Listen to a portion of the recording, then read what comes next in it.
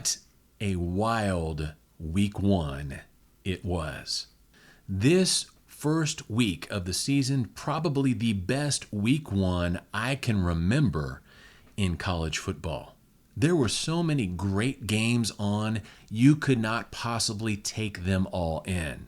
We had the Backyard Brawl, which is an instant classic. West Virginia and Pitt battling it out to the last few minutes of the fourth quarter. North Carolina at Appalachian State, 62 points scored in the fourth quarter. Amazing.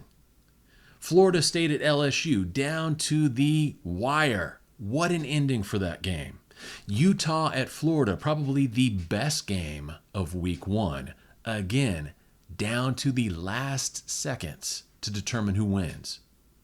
And then Virginia Tech at Old Dominion. Old Dominion pulls off another upset of the Hokies. Week one, a great example of why college football is the greatest sport in America. In addition to the great games I listed and those that I did not mention, here are 5 takeaways from the first week of the season. Number 1, Utah is going to be really good this year.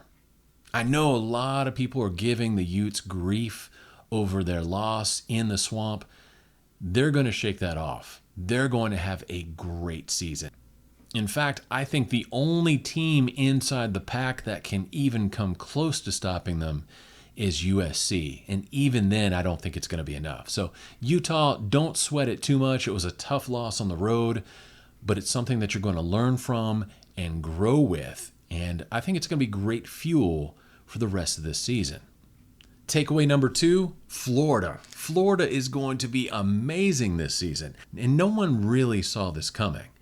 No one saw Anthony Richardson exploding the way he did and really taking control of that game. And I don't want to jinx anything, but he reminds me of a guy from the past who played for the Texas Longhorns named Vince Young. He has that kind of God-given ability. So Florida definitely going to be a lot of fun to watch, and they're going to cause some trouble. They're going to do some damage in the SEC East this season. Takeaway number 3, West Virginia and Pitt need to be in the same conference. Now, whether that's in the Big 12 or the ACC, it really doesn't matter.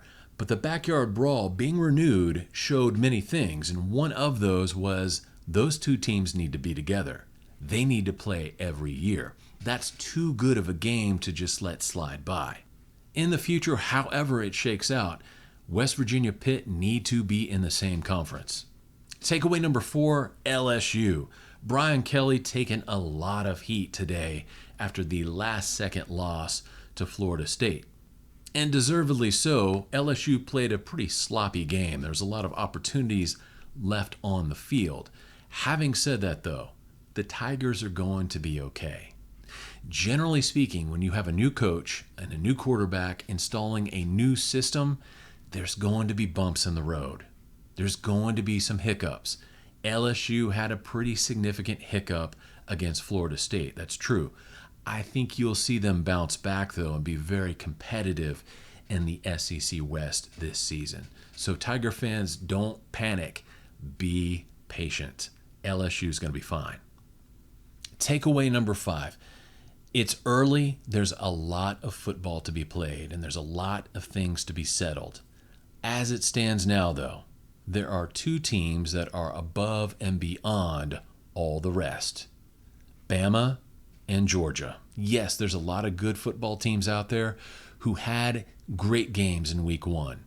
But thus far, there's only 2 teams that I see who are ultra dominant. That's Alabama and that's Georgia. And it truly goes to show how dominant the SEC has become. On the field, there is no better conference than the Southeastern Conference. Recent history shows that, and I think we saw that yet again this weekend.